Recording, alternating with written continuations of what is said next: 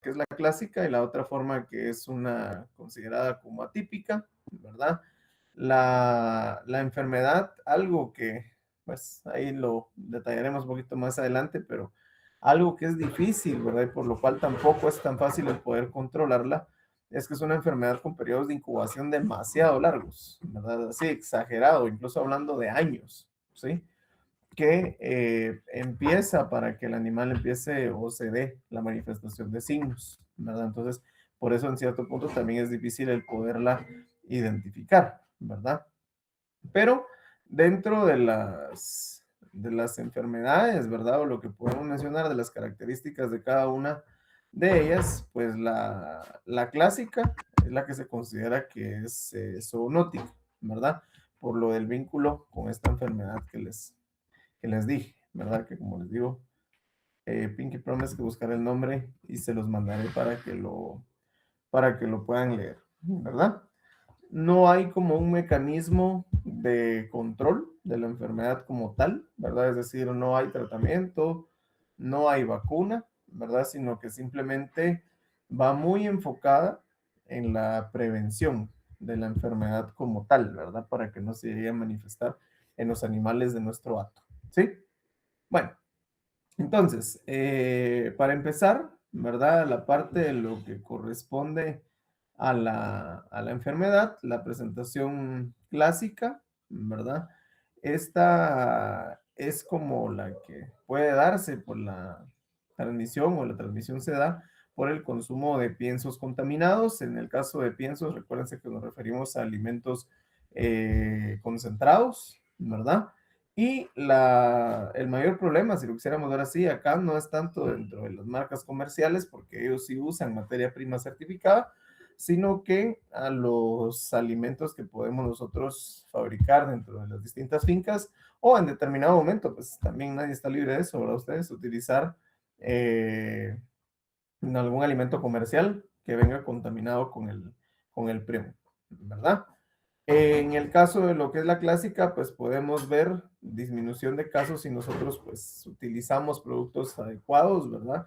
O donde nosotros conozcamos la procedencia de esa materia prima como tal, ¿sí? Entonces, eso es lo que debemos de tener especial cuidado.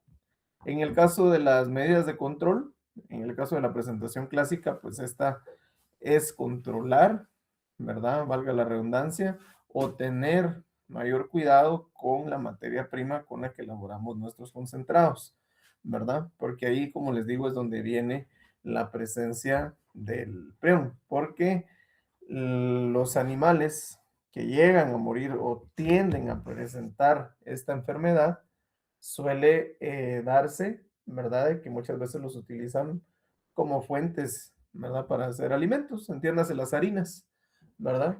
No sé si ustedes han visto que tiene harinas de bovino, que no sé qué y no sé cuántos. Entonces, usualmente todo lo que es hueso, carne y todo el rollo, lo suelen moler y se vuelve, pues, materia prima, ¿verdad? Y eso es lo que puede contaminar a los animales, ¿sí? Es una enfermedad de prevalencia baja, ¿verdad? Realmente no es que exista una alta prevalencia, ¿verdad? Ustedes que de 100 animales 90 están enfermos, ¿no?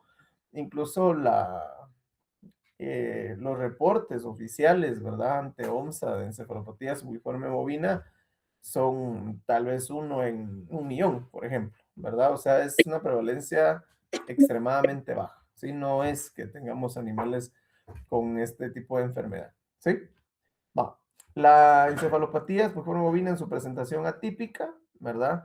Esta es menos común todavía. No existe alguna causa confirmada de la manifestación de esta enfermedad, ¿verdad? Pero esta, tal como se los anoto por acá, su etiología es de que aparece de forma natural y esporádica. Simplemente el animal de repente aparece enfermo, se identifica la presencia del prion, ¿verdad? Y pues resulta que tiene encefalopatía espongiforme bovina. Si la tasa de la típica es extremadamente baja, imagínense esta, pues es casi que nula, ¿verdad? Y como les repito, acá lo difícil de esta enfermedad es la identificación, el periodo de tiempo que podemos pasar nosotros para poder identificarla, ¿sí? Usualmente la típica ha sido más que todo encontrada en animales viejos, ¿verdad? Es decir, animales arriba de los 10 años, ¿verdad? Que también por eso es difícil encontrarla, porque dentro de las unidades productivas, ¿qué animal nos tarda, verdad? Ustedes más de 10 años. Ya sabemos nosotros que todo el ciclo de vida productivo de un animal es corto, ¿sí? Entonces, por eso es que casi no lo vemos, ¿verdad? Y obviamente, pues esta es la que representa un mayor proceso de vigilancia porque es la que aparece de forma esporádica, o sea, del aire, literalmente, ¿verdad?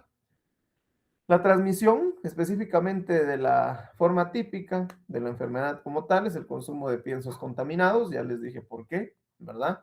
Y usualmente podemos tener que los animales lo pueden consumir durante el primer año de vida y las manifestaciones se van a ver mucho más adelante, ¿verdad? Es decir, parte del proceso y lo complicado de esta enfermedad es el periodo de incubación, ¿verdad? Usualmente se da por el consumo de harinas contaminadas, ¿verdad? Ya les dije que en determinado momento, si nosotros tenemos algún animal que vamos a utilizar para la obtención de harinas o materia prima para la elaboración de concentrados, eh, puede estar contaminado y pues ya fregamos a medio mundo que se consuma ese concentrado, ¿verdad? Es una enfermedad que también es resistente al calor, el prion, ¿verdad? Por consiguiente, muchas veces, aunque sea sometido a altas temperaturas bajo procesos industrializados para la elaboración de alimentos, persiste el prion, ¿verdad? Entonces, ese es el tema de nosotros tener un mayor cuidado, ¿verdad? Y si en determinado momento se confirma el diagnóstico en un animal, pues descartarlo, y eso sí no se usa para nada, ¿verdad? O sea, sí, nada, nada, porque si no, tenemos después estas repercusiones, ¿verdad? En el caso de los medios de transmisión, ¿verdad? Pues el más común, si lo quisieran ver ustedes, es obviamente el consumo de los alimentos. No, no es que tengamos, ¿verdad? Algún método de transmisión así horizontal directamente con que un animal pueda contaminar al otro o contagiarlo, sino que esta específicamente se da por la ingesta de piensos contaminados, ¿verdad? Y como les digo, puede ser que se dé durante el primer año de vida el consumo de esos piensos contaminados y el riesgo de contaminación pues va a irse dando más adelante, ¿verdad? Entonces, el control acá va directamente sobre evitar usar piensos contaminados. En el caso de la transmisión vertical, ¿verdad? Que esto pues también ya ustedes dominan, que es una transmisión vertical, ¿verdad? No es tampoco que exista mayor evidencia científica donde digamos de que la madre puede infectar a su cría, por consiguiente pues también se descarta dentro de ese tema, ¿verdad?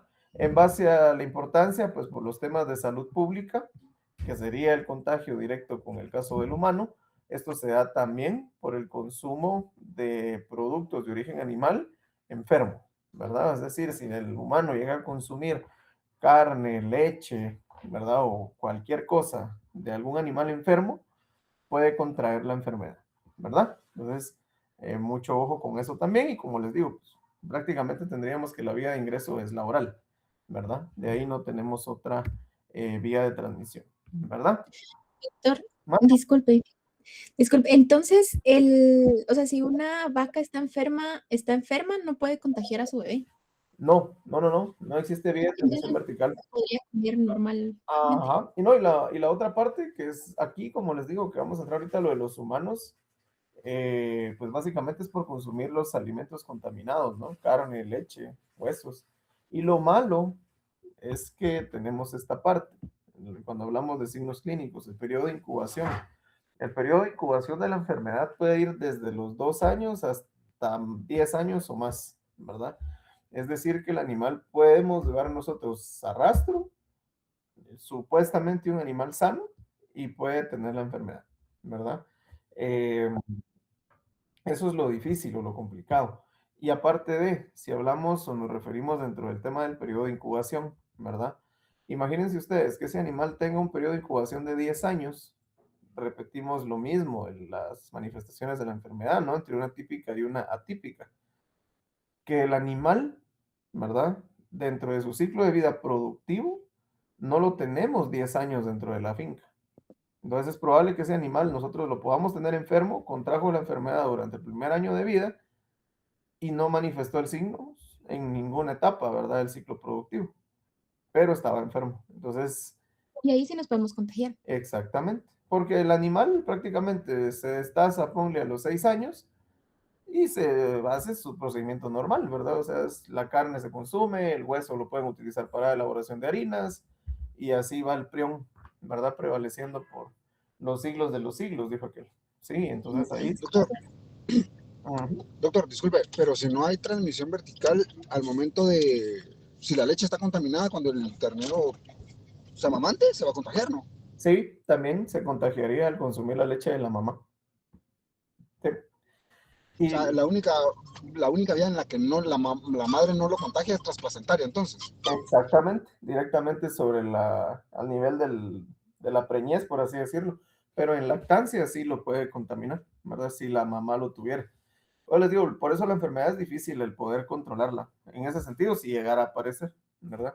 Yo recuerdo hace muchos años que hubo un brote de famosa vaca loca en México, hace muchos años. Estaba yo güiro, solo recuerdo que toda la gente decía la vaca loca, pero fue un brote que pegó en un estado de México. Y sí, va usted, ¿cómo? ¿Verdad? O sea, es bien difícil el tema de poder controlarla en base de diagnósticos previos hasta que el animal, pues, ya manifiesta signos y nosotros lo podemos identificar, ¿verdad? La mayoría de signos clínicos, pues, son comportamientos nerviosos, ¿verdad? Es decir, vamos a ver un animal, ahí les puse un pequeño video que hizo hace muchos años la FAO a ustedes. Viejo el video, muy viejo, pero parece chiste, pero es anécdota, dijo. Cuando nosotros nos capacitaron, básicamente hace como 3 años, para pues mantenernos como actualizados a ustedes dentro del rollo de lo que es el diagnóstico de estas enfermedades de declaración obligatoria, cuando se empezó a hacer o empezó nuevamente el tema de exportación de carne a México, nos capacitó el programa como tal, el MAGA, nuevamente para ver este tema. Y este video todavía es nuevo en comparación de los videos que nos pasaron, que eran viejísimos, ¿verdad? Entonces, eso nos dice mucho de la poca y vaga información que podemos tener en base a la enfermedad, ¿verdad? Pero es parte de, ¿sí? Va. La otra parte de los signos nerviosos que podemos observar es un comportamiento agresivo por parte del animal y por eso también es un poquito complicado el tema del diagnóstico, ¿verdad? Porque muchas veces la gente atribuye esos comportamientos nerviosos a una enfermedad como rabia, que es un poco más endémica, ¿sí? No tanto a una encefalopatía espongiforme bovina.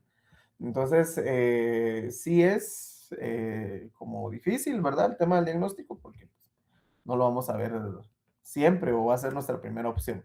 Afortunadamente, como se los vuelvo a repetir, somos libres, ¿verdad? No tenemos este inconveniente, solamente lo tenemos como dentro de protocolos de diagnóstico si en determinado momento se presentara la enfermedad, ¿sí? Otros signos, pues básicamente también dentro del tema de lo que son nerviosos, ¿verdad? El tema de ataxia, podemos tener animales con episodios de depresión, incluso esos pueden ser variados, ¿verdad? Podemos tener un animal que ahorita es súper excitado, hiperreflexa y todo, y de repente un animal súper decaído, sin cuestión de horas, ¿verdad? Es aquellos estados raros, ¿verdad? Neurológicos, ¿sí? Bajas en producción, obviamente, pues, y también vamos a tener las pérdidas de peso porque el animal cuando entra dentro de esos problemas nerviosos de incoordinación, depresión y todo el rollo, deja de comer, entonces baja en temas de producción y peso. Pero como les digo, acá hay animales que incluso no llegan ni siquiera a presentar signos, ¿verdad? Porque se quedan en esa etapa de su ciclo de vida productivo, que son 6 años, 8 máximo, y no llegan a manifestar la enfermedad, aún estando enfermos, ¿sí? ¿Cómo vamos a hacer nuestro diagnóstico? Pues la base, ¿verdad?, de hacerlo es en base a los signos clínicos. Entra como un diagnóstico diferencial, ¿verdad, jóvenes? Dentro de lo que corresponde a las enfermedades que presentan sintomatología nerviosa. Entiéndase, por ejemplo, rabia, entiéndase, por ejemplo, intoxicaciones, entiéndase traumas, ¿verdad? Cualquier enfermedad que a nosotros nos dé sintomatología nerviosa entra dentro del diagnóstico diferencial de encefalopatía espongiforme bovina, ¿sí? La otra prueba que antes se hacía, ¿verdad, jóvenes? Era la parte de histopatología. Ya no se emplea esta técnica, ¿verdad? Porque no es tan específica, ¿verdad? Eh, el tema del poder trabajarlo con este tipo de pruebas, ¿verdad? Ahora, el sentido de lo que es inmunohistoquímica, esta es la prueba más recomendada, ¿verdad? Hay una prueba que se conoce como Western blot, ¿verdad? O es la que nosotros hacemos con cortes específicamente para poderlo trabajar. También la pueden ubicar como una prueba, pues es la misma, ustedes se llama Western blot o Western inmunoblot, ¿verdad? Cualquiera de los dos nombres es aceptable para poderlo identificar con base, ¿verdad? Lo que es la prueba, ¿verdad? Esas pruebas, pues básicamente son pruebas, como les vuelvo a repetir, inmunohistoquímica, que se basan en la identificación de los priones, ¿verdad? Y nos va a ayudar, pues obviamente, a poder determinar la causa de la enfermedad. Si identifican ahí el prión, pues, O positivo, ¿verdad? Tenemos encefalopatía espongiforme bovina, ¿sí?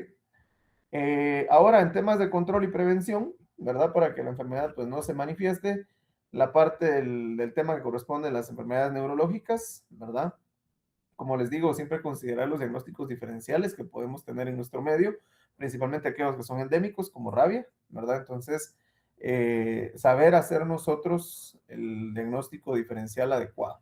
Recuérdense que siempre que trabajemos este tipo de muestras, inclusive rabia, ¿verdad? Debemos de tener especial cuidado con el control de las muestras. El animal fallece y automáticamente nosotros hacemos un procedimiento de necropsia, se hace una recolección de cerebro y eso se manda al laboratorio.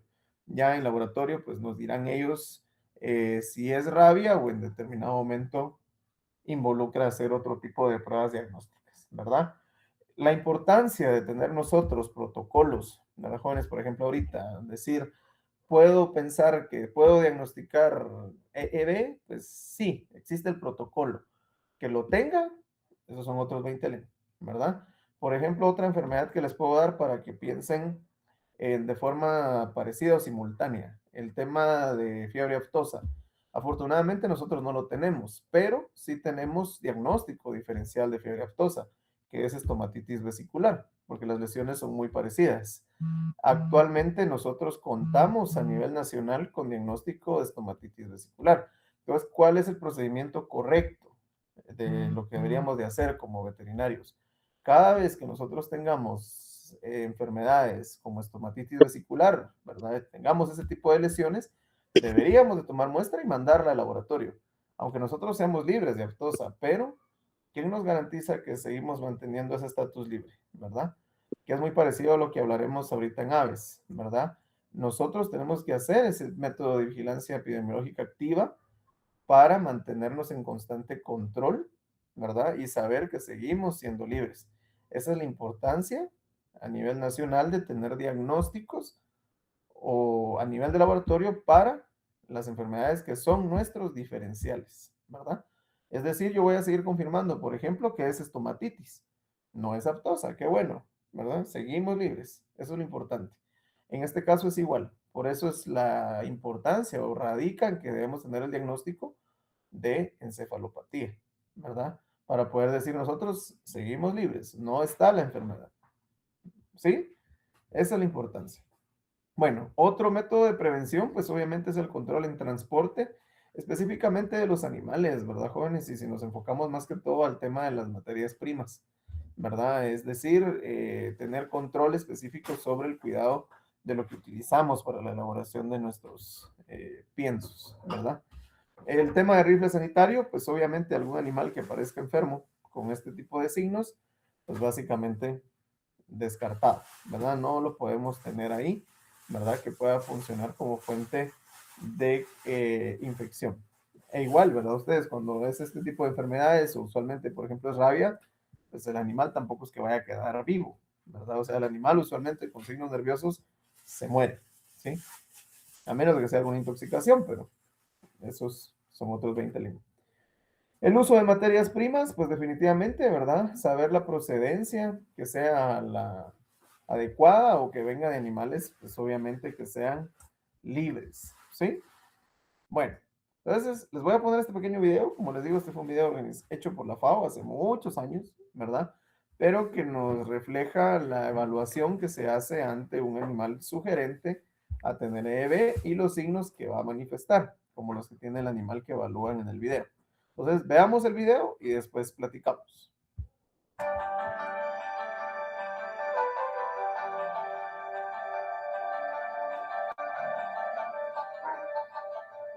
La Organización de las Naciones Unidas para la Agricultura y la Alimentación, FAO, ha producido el programa Signos Clínicos de la Encefalopatía Espongiforme Bovina, EEB o BSE en inglés. Alteraciones en la motricidad. La encefalopatía espongiforme bovina también se caracteriza por alteraciones en la motricidad. Primero observemos una vaca sana que se mueve con un paso uniforme y no duda en posarse sobre la pequeña separación que hay entre la balanza y el terreno.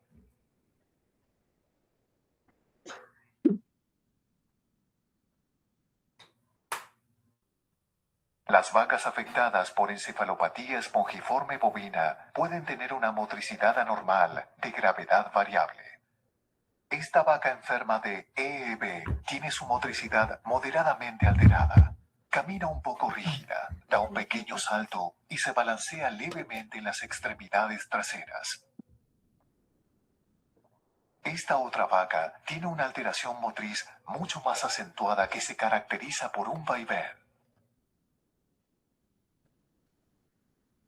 Se detiene frente a la separación que hay entre la balanza y el terreno. Comienza a sacudirse y finalmente trata de evitar la separación. En el siguiente intento, la vaca da un brinco con una extremidad y salta por encima de la separación.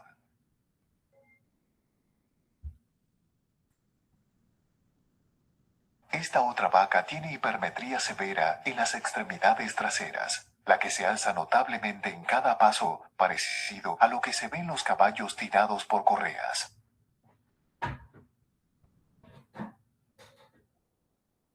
Acá vemos a una vaca con hipermetría en las extremidades traseras y ataxia moderada.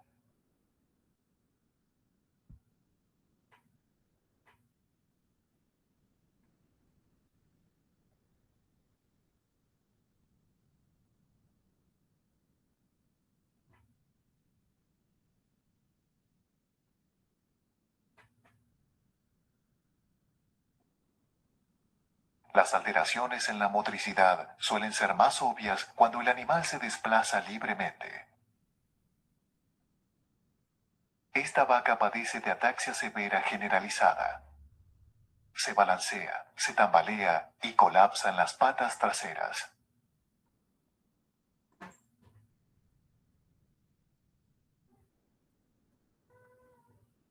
Esta otra vaca también sufre de ataxia generalizada que se pronuncia más cuando gira, punto en el cual comienza a tambalearse.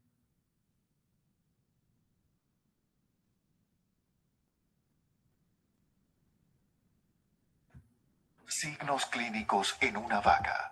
Finalmente, en resumen, veamos las alteraciones en la conducta, sensibilidad y motricidad de una vaca afectada por encefalopatía espongiforme bovina avanzada. Esta vaca pardo suiza de 6 años está aterrada y tiene tremores musculares en la región del lomo. Se ve asustada y está inquieta.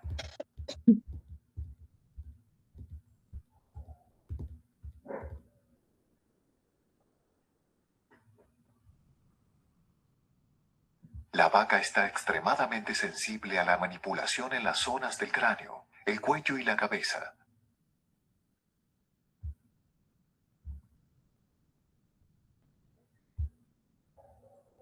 Sacude la cabeza y babea.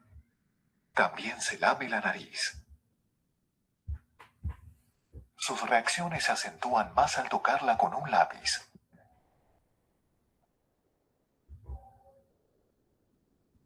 Solo es moderadamente hipersensible al tocarle las extremidades traseras con una escoba.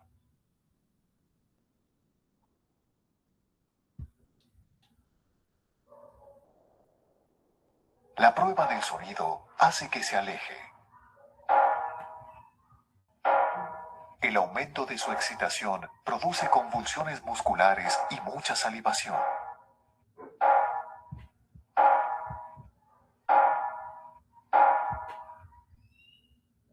No reacciona a la luz.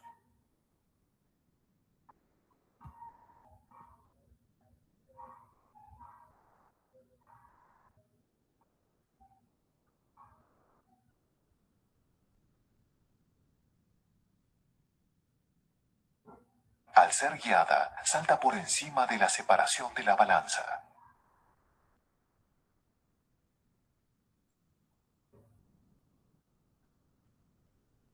La vaca presenta ataxia generalizada al moverse libremente. Pierde el equilibrio y cae al suelo. Luego tiene dificultades para levantarse. Con una exaltación obvia, mueve las orejas con nerviosismo, además de la cola.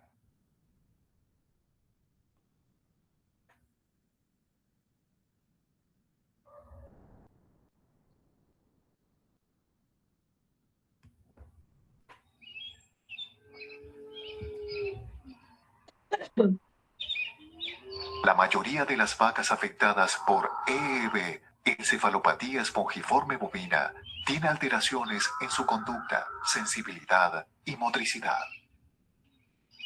Sin embargo, debido a que los signos varían entre los distintos animales, es importante someter a las vacas sospechosas de padecer EEB a una revisión clínica exhaustiva. En la actualidad, el método más confiable para diagnosticar encefalopatía espongiforme bovina en el ganado consiste en una evaluación cuidadosa de la conducta, sensibilidad y motricidad.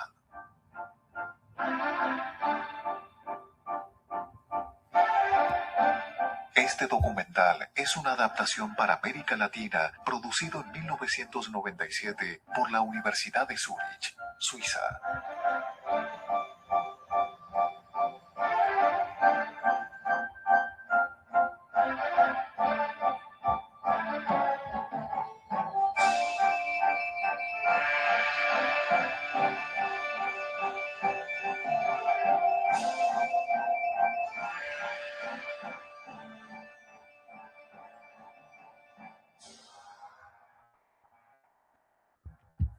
Bueno, ahí se pudieron dar cuenta ustedes de cómo es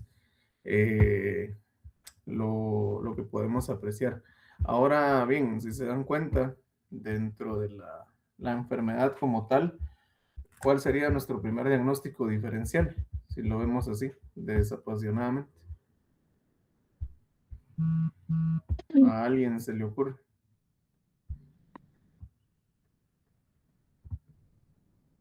Podría ser la Bueno, ataxia. ¿podría ser cuál? La ataxia. Ujú. La ataxia como tal es un signo, ¿sí? Pero el diagnóstico como tal, que podríamos decir que la enfermedad es tal. Podría ser rabia. Rabia, muy bien, ¿sí? Si se dan cuenta, los signos muy parecidos, ¿no? La fotofobia, ¿verdad? Que es como intolerancia a la luz, aquí el animal pues muy parecido, ¿no? La ataxia, el tema de la hiperreflexia, ¿sí? Pero pues, igual creo que a la hora de la hora que alguien tenga algún animal con ese tipo de manifestaciones va a decir, ah, es de riengue, ¿va? O la famosa rabia. Por eso es lo difícil y por eso es que debemos de tener pues un mayor control, ¿verdad? Sobre la misma, ¿verdad? Entonces, no sé si tengan alguna duda en base a lo que hemos platicado con el tema de bovinos. Si nos enfocamos en tomas de muestras, pues creo que realizamos o conocemos todas las sabidas, ¿verdad?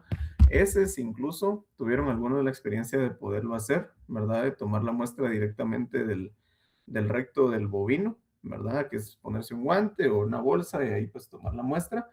Y la otra, pues también, recuérdense que si son heces a nivel del suelo, es tomar lo que está hasta arriba sin que haya entrado en contacto con la parte del suelo, que es lo importante, ¿verdad?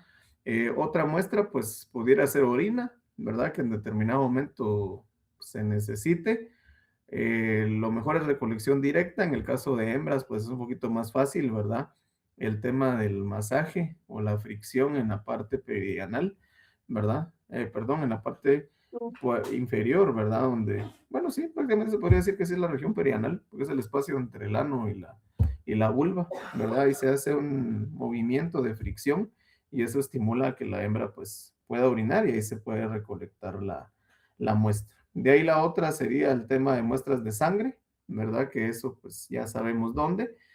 Y nos quedaría nada más la parte de hisopados, que eso lo veremos en Selectos 4, ¿verdad? Que para que vean cómo se realiza ese tipo de toma de muestras. Entonces creo que no habría como mucho más que abordar en ese tema, y pues las enfermedades de declaración obligatoria son esas que vimos el día de hoy, ¿verdad? La parte de tuberculosis, brucelosis y encefalopatía espongiforme bovina, ¿verdad? El tema de rabia, pues también, pero rabia recordemos que es un poco considerada incluso hasta endémica, ¿verdad? Por eso es de que no tenemos mayor incidencia. Y aparte de, ya vimos también la parte, valga la redundancia, perdón, del diagnóstico de rabia, que es un corte de cerebro, ¿verdad? Ya les expliqué, hacemos la necropsia, se abre el cráneo, corte de cerebro, y eso se remite al laboratorio, ¿verdad?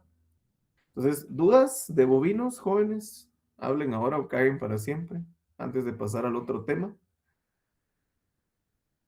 ¿Claro todo? ¿Seguros?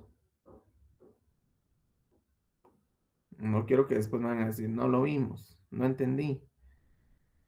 Va, conste pues. Entonces, vamos a su último receso del día y regresamos para el último bloque de clases. Hoy nos vamos como a las 12:15, ¿sí? Para que tengamos ahí el estimado en tiempo, ustedes desde su casa. Bueno, tomen su receso. Pensemos que son las y 20, regresemos a las menos 25. Faltan 2 minutos para las y 20. Dale, pues por acá los veo a las menos 25.